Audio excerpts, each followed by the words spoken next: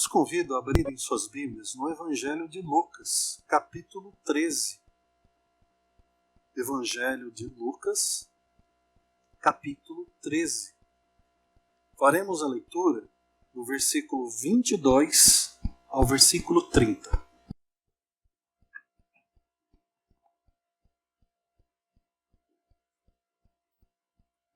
Lucas 13, 22 ao 30.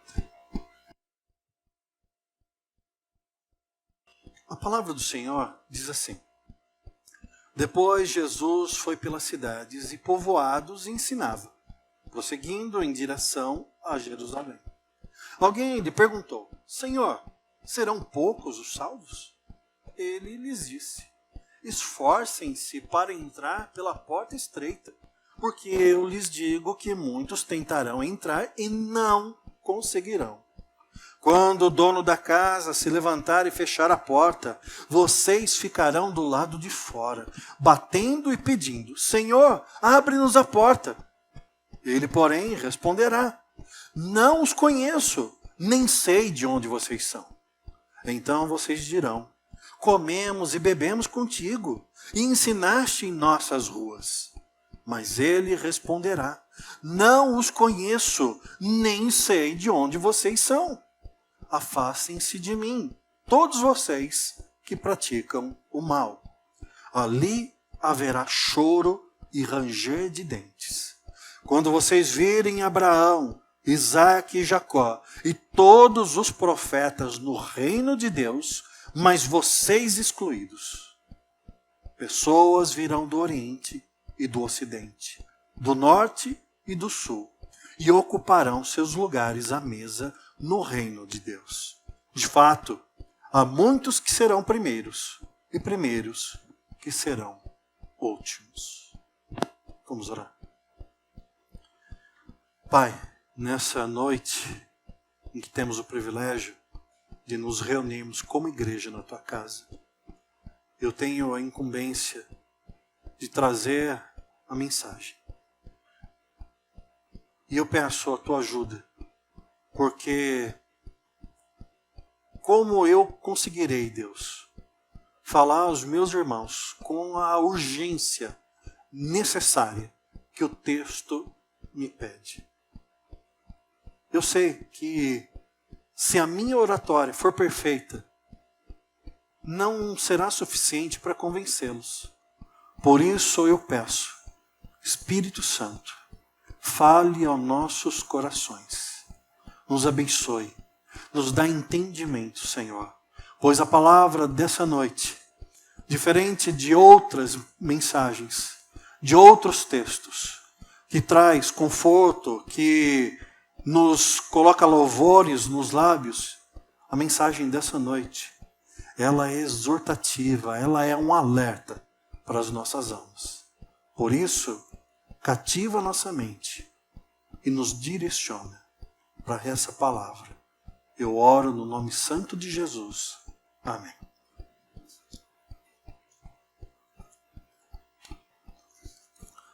Nós, semana passada, vimos que Jesus apresentou duas parábolas. A parábola do grão de mostarda e a parábola do fermento. E ali nós vimos como o reino de Deus acontece de fora para dentro e de dentro para fora. Nós hoje temos um texto que muitas vezes é fatiado, em seus versículos pinçados e usados de maneira equivocada, errônea. Mas que o Senhor nos ajude a caminhar no texto dessa noite e que Ele fale ao teu coração. A porta estreita. Em primeiro lugar, nós percebemos que no versículo 22 diz assim: Depois Jesus foi pelas cidades e povoados e ensinava, prosseguindo em direção a Jerusalém. E alguém fez uma pergunta para ele: Senhor, serão poucos os salvos? Aqui logo de cara percebemos que em seu curto ministério, cerca de 3 anos, 3 anos e meio, o mestre trabalhou arduamente. Jesus frequentava e participava dos trabalhos nas sinagogas, no templo. Ele passava por cidades, por povoados perto de onde morava, distante de onde morava. Jesus curava, Jesus ensinava, Jesus exortava, confortava, multiplicava pães e peixes, e também dava esperança àqueles marginalizados, esquecidos pela sociedade. Leprosos, prostitutas, ladrões. Nem por isso Jesus deixava de orar. Nós sabemos que, pelo menos uma vez, Jesus jejuou durante 40 dias e 40 noites. E aqui, nessa noite, já quero compartilhar com vocês algumas lições que eu tirei. Em primeiro lugar, como nós investimos o nosso tempo, em que nós aplicamos nossas vidas. Jesus, ele tinha um foco muito claro. Jesus, ele tinha uma missão. Ele sabia o que ele precisava fazer. Ele tinha um objetivo, ele sabia como deveria alcançar. Ele não veio a esse mundo achando que faria aqui uma participação especial. Não, ele tinha uma missão. Nós não somos diferentes. Nós não nascemos, Deus não nos fez para participarmos de maneira totalmente aleatória. Podemos passar desapercebidos pela maioria das pessoas. Mas no plano divino, cada um de nós tem uma tarefa que é única. Talvez a sua tarefa de falar com as pessoas que Deus colocou no seu caminho não seja a mesma tarefa que a minha. Talvez o lugar em que Deus tenha colocado você para falar da palavra de Deus, ou através do seu testemunho, falar do amor de Cristo de maneira não verbal, talvez ele seja único, seja seu, não de outro, não meu. Por isso, logo de cara nós percebemos que Jesus, ele tinha foco na missão. E aqui é interessante que no 23, alguém faz uma pergunta para ele. Senhor, serão poucos os salvos? É interessante, penso eu, que essa pergunta pode ter duas possibilidades de intenção. Não temos o nome de quem fez a pergunta, mas as possibilidades são: quem a fez percebeu que muitos dos que ali estavam procuravam apenas as bênçãos de Jesus. Percebemos que alguns estavam ali por inveja, por ciúmes. Talvez esta pessoa tenha feito essa pergunta porque conseguiu olhar ao redor e ver essas coisas e perceber que, na verdade, dos seguidores de Jesus, poucos lhe eram leais. Para muitos que seguiam Jesus, o Senhor Jesus era o cara do pão, aquele que multiplicou pães e peixes. Para muitos, ele era o cara do vinho, transformou água em vinho num casamento. Para outros, Jesus era o cara dos porcos, situação em que ele expulsou uma legião de demônios, e estes entraram numa vara de porcos e foram lançados ao mar. Talvez um outro grupo, menor número, porém muito mais interesseiro, eram os checadores. Assim como hoje, os checadores eram donos da verdade. E Jesus deveria ser cancelado a todo custo. Porque quando Jesus os confrontava, ele minava o poder que possuíam sobre as massas. Então nós temos aqui os interesseiros pelos bens materiais, pelas bênçãos, e nós temos aqui os interesseiros, aqueles que querem manter o poder, os checadores, os canceladores. E a primeira lição que nós podemos tirar é que como nós temos tratado Jesus. Para você, Jesus é o cara de alguma coisa? Você se sente contrariado pela palavra de Deus? E às vezes chega ao ponto de acusar Deus e querer transferir para Deus a culpa dos seus pecados, tirando a sua responsabilidade dos ombros e questionando Deus? Você se sente incomodado com a palavra de Deus, com os mandamentos de Deus? Ou tem coisas que você diz, vivemos no século 21, 2022, isso daqui é muito retrógrado, isso daqui não é o que eu quero ouvir, não é o que eu quero seguir. Isso daqui eu quero tirar. Isso daqui eu quero cancelar. Pelo menos cancelar a palavra de Deus naquilo que tem me incomodado um pouco.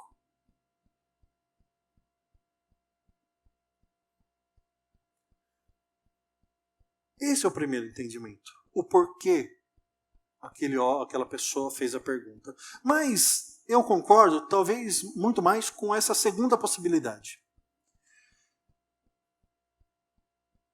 Aquela pessoa, ao fazer a pergunta, Senhor, serão poucos os salvos? Ela queria ressaltar, reforçar o entendimento que apenas os judeus seriam salvos por ser o povo da aliança. Serão poucos os salvos? Na cabeça deles, eles pensavam, nós somos o povo.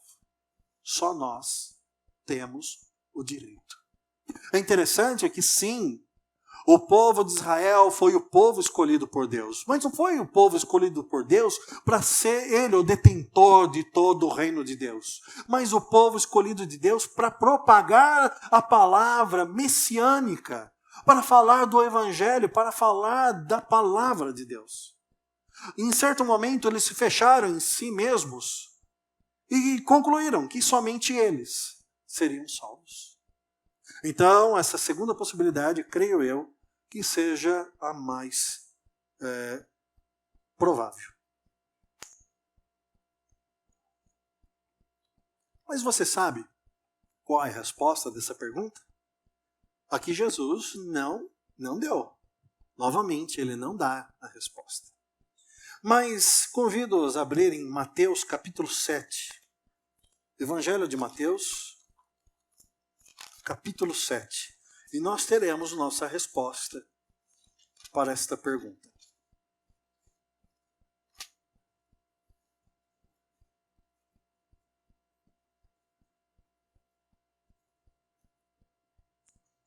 Mateus 7, a partir do versículo 13. Aliás, 13 e 14. Entrem pela porta estreita, pois larga é a porta e amplo o caminho que leva à perdição. E são muitos os que entram por ela. Como é estreita a porta e apertado o caminho que leva à vida, são poucos os que a encontram. Então a resposta aqui no Evangelho de Lucas, aqui no versículo 23, Senhor, serão poucos os salvos, nós temos em Mateus capítulo 7. Serão poucos, sim, serão poucos. Por quê? Porque o caminho é estreito, o caminho ele é apertado, a porta ela é minúscula, a porta ela é estreita. E poucas pessoas querem pagar o preço, poucas pessoas querem andar por um caminho de dificuldade nessa vida, poucas pessoas querem ser submissas a Deus para chegar na porta estreita. John Bunyan, no seu clássico Peregrino, ele conta a história de cristão. E como o caminho era muito mais atrativo quando ele era amplo. Mas quando ele seguia rumo aos portões da cidade celestial, havia todo tipo de perigo. E não foi fácil lá chegar. Não é diferente conosco. Essa pergunta é relevante para nós. Senhor, serão poucos os salvos? Sim, serão poucos os salvos. A pergunta que eu faço para vocês: serão poucos os salvos? Quão terrível isso soa aos seus ouvidos? Segundo ponto, versículo 24 e 25.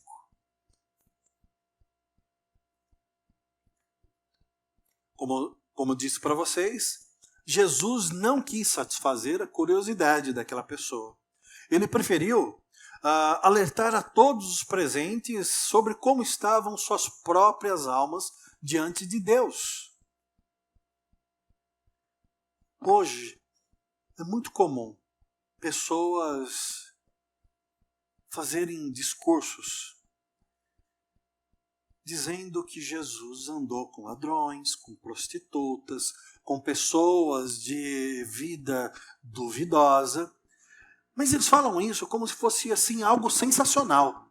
Como se Jesus tivesse um prazer, uma satisfação. Tipo assim, estou vendo um grupo de bêbados, estou vendo um grupo de arroceiro, eu estou vendo aqui um grupo de gente que não presta, e aí, puxa, que legal, é para lá que eu vou. Não é dessa maneira.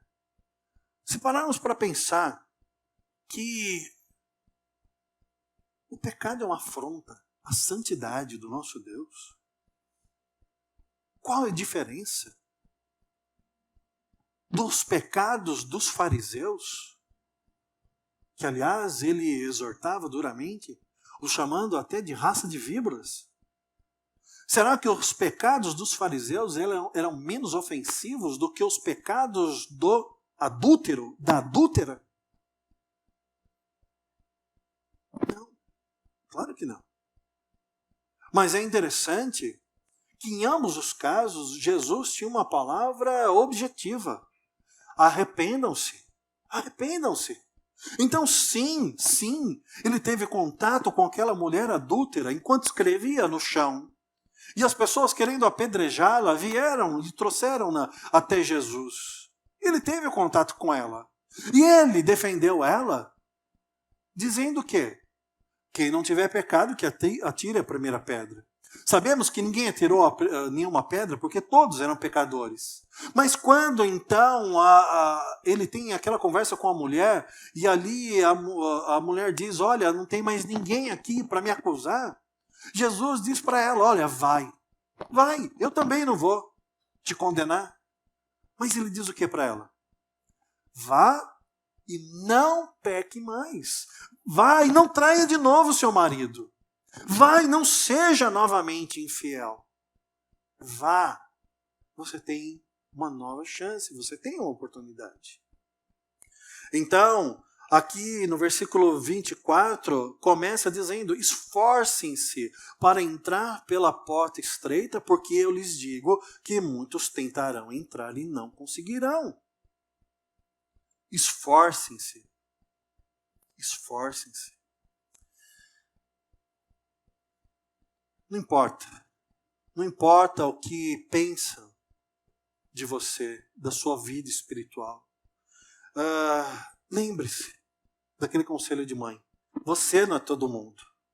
Mas lembre-se que esforçar-se vem da palavra grega, que é tipo assim, agonizar, é colocar toda a sua energia, toda a sua força. Aqui não está dizendo: olha, faça obras para que Deus some os seus pontinhos e você vá para o céu, e você consiga passar pela porta estreita. Não é isso. Aqui Jesus está falando o seguinte: você é cristão, você é filho de Deus, você é filha de Deus, esforce-se. Ou seja, coloque todo o seu coração, coloque toda a sua vontade, coloque todo o seu tempo, coloque toda a sua energia no reino de Deus, no caminho que leva à porta estreita, nesse caminho que é difícil. Esforcem-se. E aqui é como se fosse um tapa de luva de pelica, né?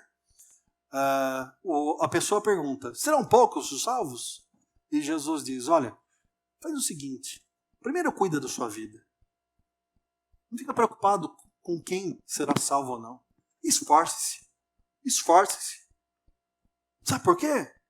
E aí vem o alerta. Porque muitos tentarão entrar e não conseguirão. Esforce-se. Qual é o momento de se esforçar? É quando seus filhos estiverem grandes? É quando você quitar sua casa? É quando você fizer aquela viagem internacional? É quando você se formar na faculdade? É quando você tiver aquele dinheiro que você quer lá na poupança, na aplicação? É quando? Quando vierem os netos? Não. Se você é cristão, você tem um propósito, uma missão. Você não está aqui, não caiu de maneira aleatória nessa vida. Deus te colocou para uma missão. E qual a sua missão? Se esforçar no caminho de Deus. Chegar na porta estreita. E dizer para todos, gente, acorda, acorda. O negócio vai ficar feio. E vai ficar feio de uma tal maneira que não vai ter jeito. Lembre-se de Noé. Noé levou anos e anos e anos construindo uma arca, pois Deus lhe disse que viria um dilúvio como nunca visto. E as pessoas foram deixando para lá, para lá, para lá, para lá, para lá. Mas um dia começou a chover, a arca estava pronta.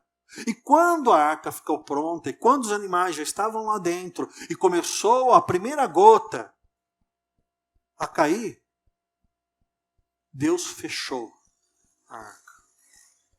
Agora imaginem vocês, centenas, talvez milhares de pessoas. A hora que a água começou a bater no joelho, eles começaram a falar um para os outros.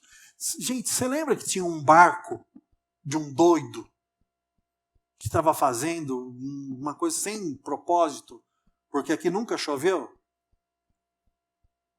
Então, será que ele estava tão doido assim?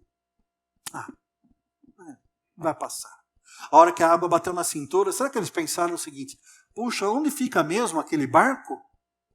Será que não vale a pena dar uma conferida? Só para... Quando a água bateu no pescoço, bichos começaram a morrer. Quando a água não parou de subir, será que centenas, ou se não milhares, não foram lá e começaram a gritar: Noé, abre a porta, Noé, abre a porta, deixa a gente entrar.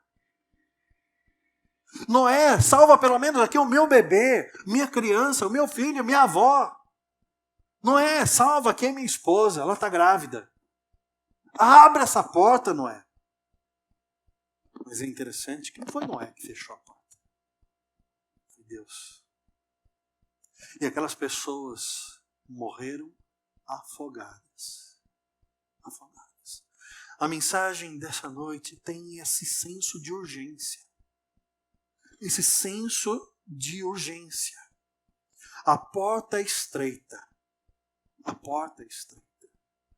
Mas nós sabemos que um dia o dono se levantará e fechará a porta. E quando ele fizer isso, aqueles que não são do Senhor, aqueles que estiverem de fora, permanecerão de fora. Não entrarão. Eles irão bater, eles irão pedir: Senhor, abre-nos a porta. Agora vamos lá, a referência, hein? Os mais velhos lembram daquela música de Adoniran Barbosa, o Trem das 11? Trem das 11? Como que diz assim? Diz assim: não posso ficar nem mais um minuto com você. Sinto muito amor, mas não pode ser. Moro em Jaçanã. Se eu perder esse trem, que sai agora às 11 horas, só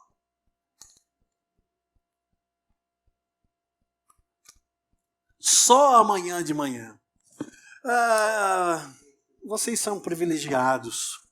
Eu não sei quantos aqui dependem do coletivo, de ônibus, mas eu me lembro muito bem, na minha adolescência, que tinha os horários. E tinha o último ônibus.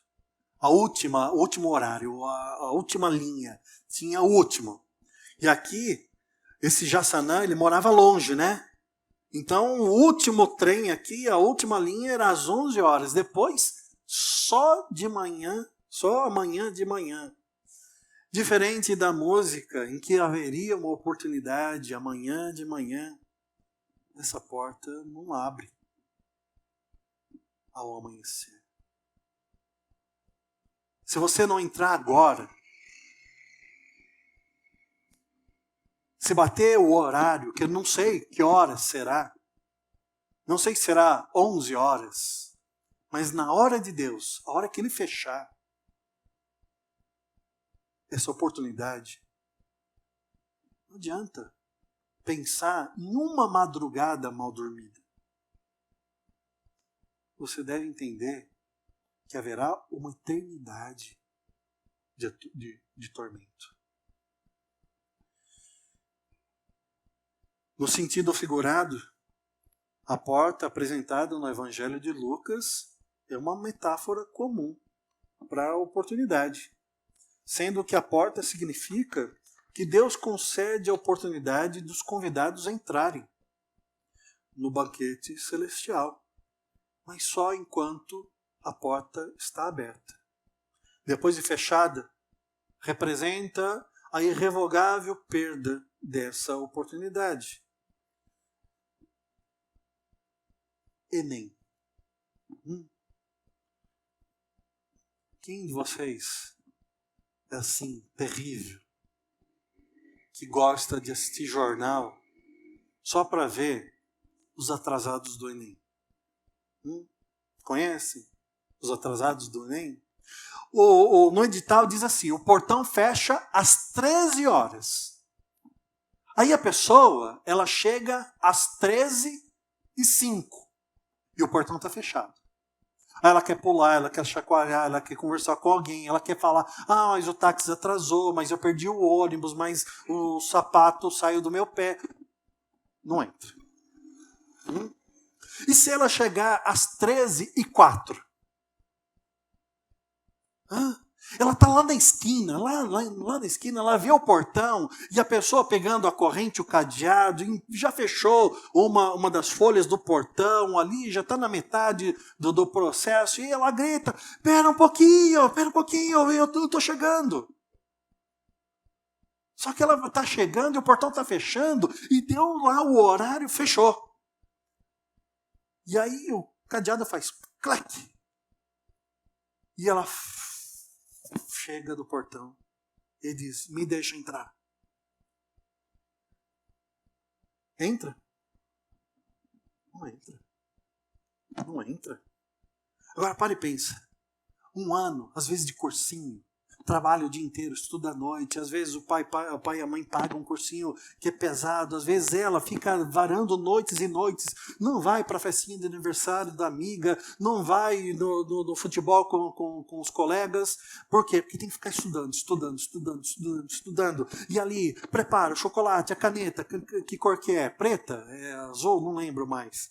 Preta, e tem que ser preta, e não é só uma caneta preta, tem que ser transparente, tem lá um monte de coisa, e ela faz tudo certinho, leva 5 canetas, 18 chocolates, 5 litros de água, e ela está preparadíssima, só que ela chega, o portão está fechado. Só o ano que vem não tem isso nessa porta. Não tem amanhã de manhã, não tem o ano que vem. Chegou e a porta estiver fechada, acabou. Acabou, não tem mais o que fazer.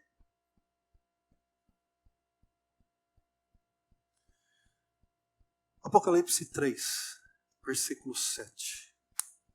Por favor.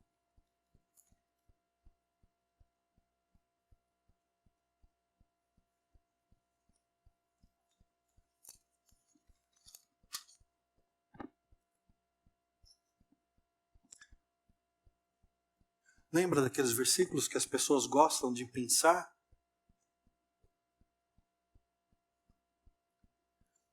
Este é um deles. Apocalipse 3, versículo 7.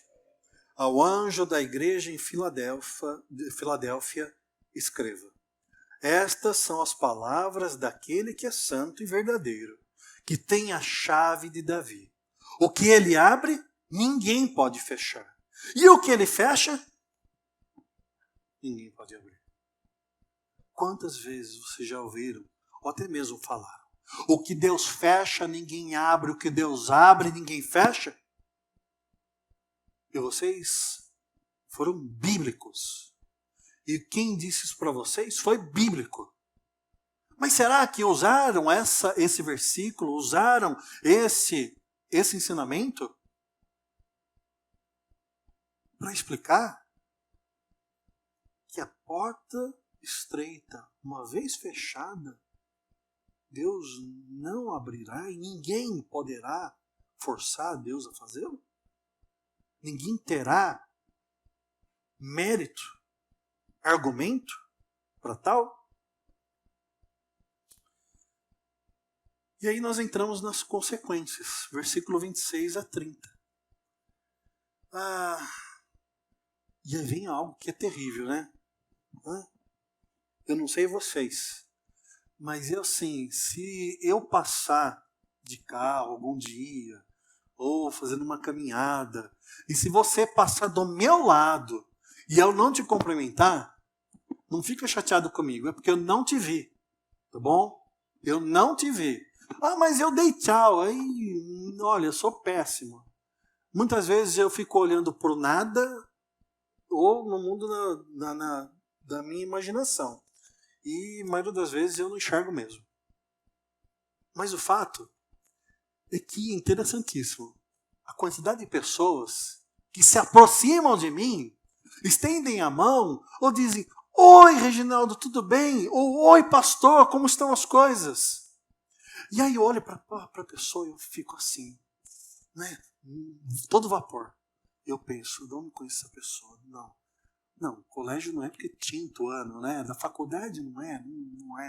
De onde é? Puxa, me chamou de pastor, então deve ser igreja. Mas eu não lembro dessa pessoa lá na igreja. E a pessoa começa a perguntar: e a Kelly, tudo bem? E as crianças, né? Os filhos? E eu falo: lascou, porque conhece até minha família. E aí, de repente, pessoal que eu não faço ideia de quem seja, começa a falar coisas que são assim, de gente que conviveu comigo. Aí eu penso: misericórdia, será que é um psicopata que vai me matar minha família? De onde que está tirando essas informações? E aí eu vou para casa e eu falo. Ou então, se a Kelly estiver comigo, eu falo: você sabe quem é? Aí ela fala: é fulano, lá de mim eu não sei quanto. Puxa, é verdade, né? Lá naquela igreja, é verdade. Aí às vezes eu falo: não sei, eu fico com medo. Mas o fato é que eu falo: foi um prazer, hein, revê-lo. Foi um prazer falar com você de novo. E eu não falo nada da pessoa, porque eu não sei também, né? Então eu falo: se falou de igreja, eu falo: tchau, irmão. Se não falou de igreja, eu falo: tchau, colega. E aí nós vamos. Agora imagina só a situação do inverso. Fico imaginando a situação da pessoa. Ela chega para mim e fala: e aí, tudo bem, não sei o quê? E eu, aquela cara tipo assim: não te conheço, não sei quem você é, já segura a carteira, o relógio, não sei, você vai me assaltar? Aí a pessoa fala: puxa, mas não sabe quem eu sou? Já pensou? Bater na porta fechada, e Deus fala assim: para de bater, não vou abrir. Mas Senhor, não te conheço? De onde você é? É isso que o texto pergunta, né? Não os conheço, nem sei de onde são vocês. Olha, eu não conheço vocês não têm essa intimidade comigo para entrar aqui na minha casa. Vocês querem que eu abra a porta? E aqui a ideia de porta é aquela de castelo, sabe? Aquela porta única de entrada da casa. Aquela que fecha e não tem mais acesso para ninguém em outro lugar entrar. Imagina só. Deus fala assim: eu não vos conheço. E uma lição importante é que professar o cristianismo da boca para fora não ajudará naquele dia. Aqueles que viveram para servir ao mundo e ao pecado, eles não serão tidos por inocentes e não serão convidados do rei. O Senhor não ficará constrangido, dirá, entra aqui, não sei quem você é, não, mas entra aqui, fica aqui, tudo bem. Não, ele vai falar, não sei quem é você. Cai fora.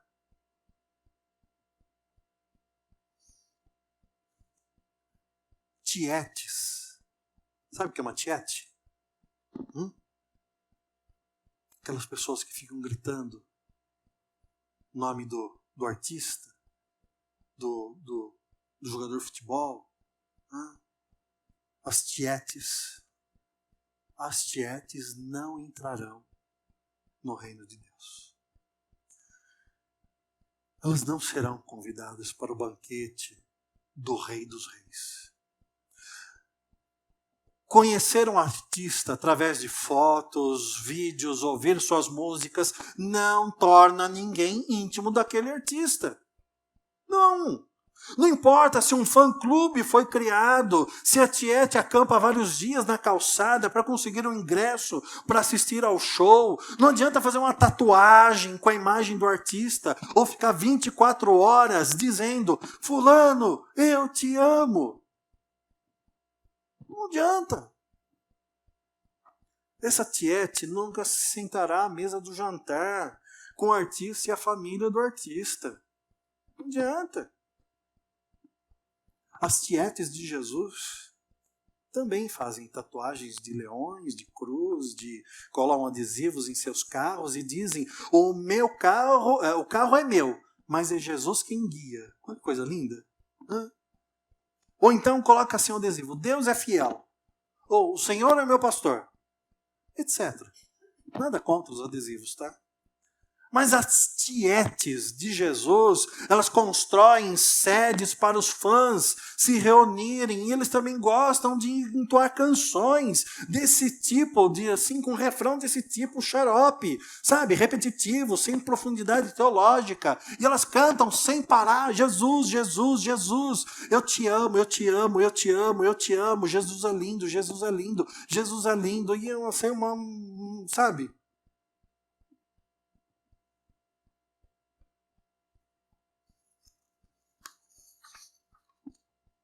Haverá um dia que será tarde demais. Hoje, nós devemos estabelecer um valor verdadeiro das coisas que nos rodeiam. É hoje que nós precisamos fazer uma reflexão de como estamos vivendo.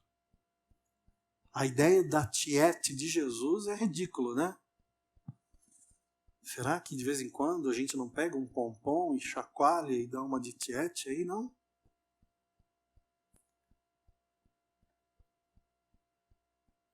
Mas o texto não acaba. Piora, né? Por quê? Não bastando a porta ser fechada e aquelas pessoas não serem reconhecidas, nós entramos aqui no versículo 28. E o versículo 28 diz o quê? Ali haverá choro e ranger de dentes. Já viram gente chorando? Claro, né? Tirando os homens que não choram aí, mas já viram? Sim. Tem todo tipo de choro, né? Tem um choro, aquele contido, né? Tem um choro espalhafatoso, tem todo tipo de choro. Tem um choro sofrido, né? Doído, tem o choro fingido, né? Mas o fato é que o versículo 28 fala de um choro que vem do fundo da alma, um choro que vem de uma situação infernal. É um choro de desespero, um choro que não tem fim. É o choro da consciência plena de que fez bobagem na vida toda e que agora não tem mais solução. Então no 28, Jesus diz, ali haverá choro, choro e ranger de dentes. Já viram pessoas rangendo o dente? Quando a pessoa range o dente, qual é o motivo? Qual? Fala, Belinda. Quem falou? Bruxismo. Não, aí é outra coisa, né? Também, também. Mas você não vê, porque a pessoa está dormindo, né? Se você for aquele psicopata que eu falei, né? Que fica lá. Não, mas não é. A pessoa começa a ranger o dente quando ela está com muita raiva. Então, você percebe pela musculatura da face. Ela começa, tipo assim, vai soltando aqui, a pessoa vai falando assim, e vai rangendo o dente. Por quê? Porque ela está com ódio, um ódio. Mas não é um ódio, tipo assim, eu vou te matar. É um ódio assim, eu queria, mas não posso. É uma coisa que não tem mais o que ser feita. E aqui no 28 diz, ali haverá choro e ranger de dentes. Quando? Quando vocês virem quem? Abraão, Isaac e Jacó e todos os profetas no reino de Deus. Mas, vocês? Excluídos. Então, aqueles que hoje se apegam mais ao mundo, hoje aqueles que hoje relativizam a palavra de Deus, hoje aqueles que vivem uma tietagem evangélica, chegarão naquele dia e perceberão que a porta será fechada. E quando eles perceberem isso, restará a eles um lugar em que haverá choro e ranger de dentes. E eles terão a capacidade de compreender plenamente o que é céu e o que é inferno. Na terra existe a mentira. No céu e no inferno, não. Não. Quem estiver no céu estará ali, junto do Deus Todo-Poderoso, Santo, Santo, Santo. Mas aquele que estiver no inferno saberá, sem sombra de dúvida, que chegou o fim para ele. Não tem como piorar. E ele saberá que existe um outro lugar em que as pessoas eternamente se alegrarão. E ele eternamente sofrerá.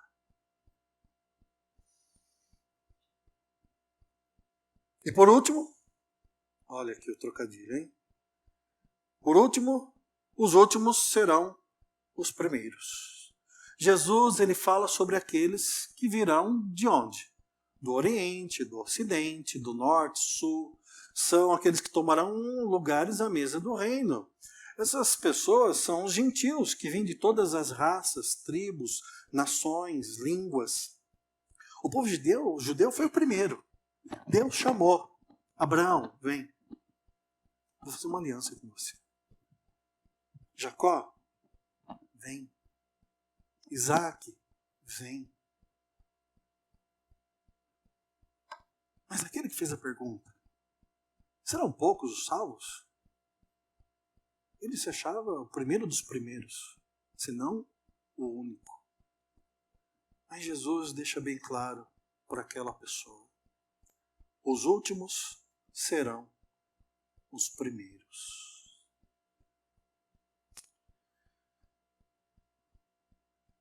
Lógico, também não seria assim tão difícil de aceitar, também, além disso, que Jesus também dissesse: olha, aqueles que na terra usufruíram de prestígio, de benesses, e viveram para os seus prazeres, aqueles em que as pessoas abriam as portas e tratavam super bem porque tinham dinheiro, ou porque era influente em alguma esfera política, aqueles que na terra diziam: sabe com quem você está falando? Aqui eles eram os primeiros.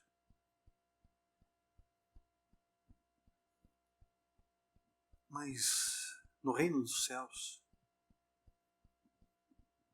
talvez não seja. Talvez aquele, hoje, que humildemente, por falar a verdade, não tem uma oportunidade de emprego, por agir honestamente, perde muitas vezes o seu emprego. Aqueles que abrem mão de festas, porque sabem que alguns tipos de festas são infernais. Talvez essas pessoas festejarão e serão bem recebidas e serão chamadas a um lugar de honra. Hoje você não é ninguém aos olhos do mundo. Mas eu me pergunto, aos olhos de Deus, será que você não é alguém muito especial? Os chamados galardões, só o Senhor conhece. Por fim, gostaria de trazer para vocês algumas aplicações do texto, em forma de perguntas.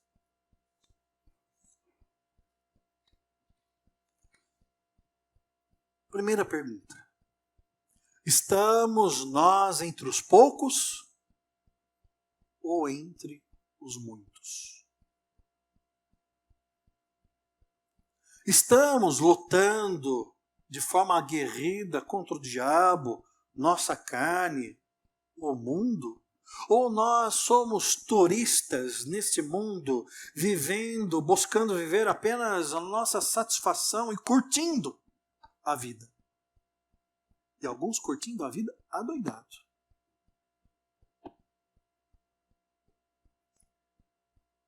Outra pergunta: por qual estrada você tem seguido? Pelo caminho largo e fácil? Ou pelo estreito que, através da porta estreita, nos faz entrar no reino de Deus e estar na presença de Deus eternamente?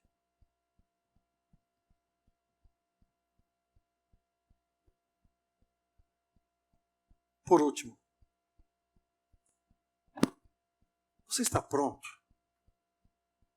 para a volta de Jesus? Você está pronto para se encontrar com Jesus nessa noite? Porque se ele voltar, acabou.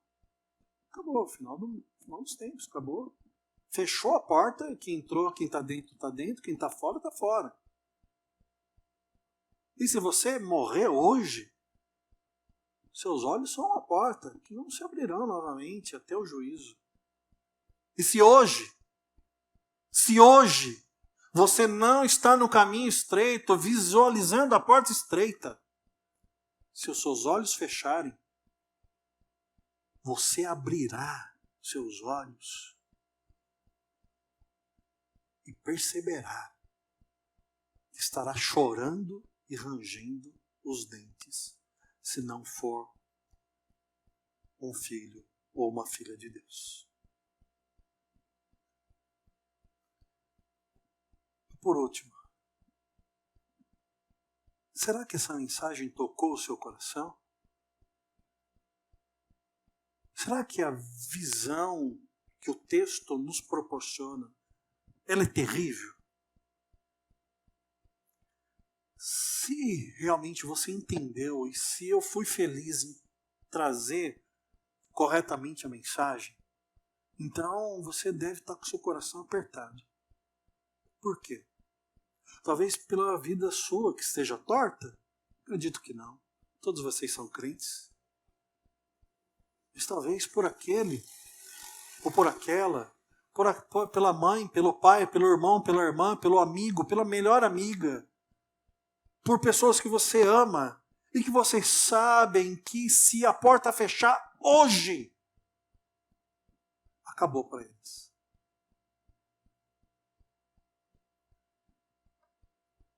Eu não sei, quando você vai na casa da vovó, do vovô, nessa semana, na próxima semana, no próximo mês. Mas quando for, será que você vai levar no seu coração essa mensagem e falar assim: vovó, olha, eu quero falar de Jesus para a senhora, eu quero falar da porta estreita, eu quero falar da salvação eterna. Vovô, não é possível, vovô. O senhor sabe, já viveu bastante tempo nessa terra e sabe que as coisas não são por acaso. Vovô, o senhor pensa no amanhã, na eternidade? Mãe, eu quero estar com Deus por toda a eternidade, mas eu queria também que a senhora estivesse. Eu te amo, mãe. Eu te amo, pai. E eu quero o melhor. E o melhor para o Senhor não é uma roupa, não é um presente físico, não é um celular. O melhor que eu quero para o meu pai e para a minha mãe, que eles sejam salvos. O melhor que eu quero para o meu filho, para a minha filha, que ela seja salva, que ela conheça o Senhor Deus. Que ela ouça a palavra de Deus, que pelo ouvir da palavra de Deus ela se converta. Como hoje de manhã o Lucas nos trouxe no estudo. Se converta intelectivamente. Mas também dando frutos, mostrando.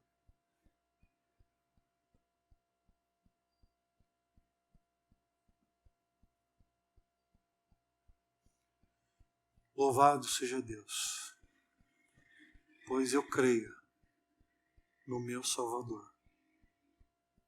E eu sei, não pelos meus méritos, mas pelos méritos de Jesus Cristo na cruz do Calvário. Eu sei que quando Ele fechar a porta, antes Ele vai chamar o meu nome.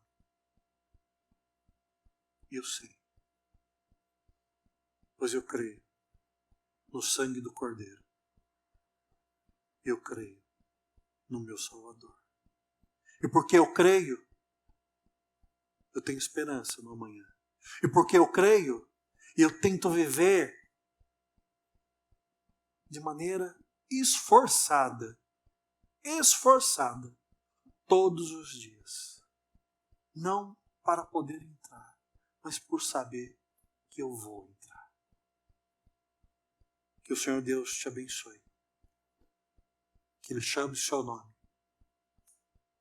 E que você contribua com muitas pessoas ao longo da sua vida, para que outros nomes também sejam chamados através do agir de Deus na sua vida. Convido-os a ficar em pé. Vamos orar.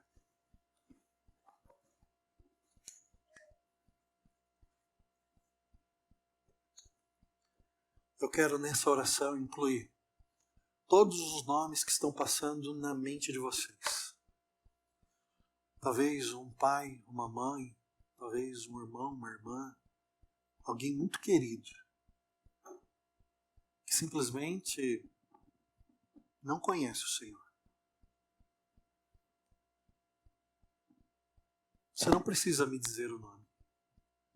Eu vou pedir que o Espírito Santo, que conhece todos os corações e sabe quem é quem, que Ele receba esses nomes e apresente ao Pai. E o Pai, na sua grande misericórdia, através do sangue do Cordeiro, conceda a graça. Deus Todo-Poderoso, louvamos o Teu nome, Te agradecemos, porque a palavra dessa noite, ela não foi exatamente de conforto, apesar de nos confortar, saber que temos um Deus maravilhoso que nos convida a participar do banquete do Rei dos Reis. Mas nessa noite em especial, eu peço, Senhor, endireita a nossa vida, endireita o nosso coração, ajusta os nossos passos, organiza as nossas prioridades, usa as nossas vidas. Nós somos servos, nós não somos reis, nós somos filhos, nós não somos donos. O Senhor é o dono, o Senhor é o rei, o Senhor é o soberano. Nos ajuda a entender isso, Deus. Eu peço em nome de Jesus, que nos ajude a conhecer como nós somos conhecidos, como Agostinho disse, ao Senhor. Que eu te conheça como tu me conheces, Senhor. Seria maravilhoso, pois o Senhor me conhece completamente. Antes que a palavra me venha à língua, o Senhor já sabe o que eu vou dizer. O Senhor sabe o que está lá no fundo do meu coração, melhor do que eu mesmo. Ah, se eu te conhecesse pelo menos um pouco como o Senhor me conhece, seria maravilhoso. Mas eu sei que já é o suficiente para sermos reconhecidos por Ti. Mas eu te peço, Senhor, nos abençoe para que nos tornemos mais íntimos a cada dia, mais próximos, mais parecidos com Cristo Jesus. Eu oro, Senhor. Eu oro por todas essas pessoas em que Teus servos agora, em oração, apresentam a Ti. Eu peço, use, Senhor, pessoas para falarem com eles.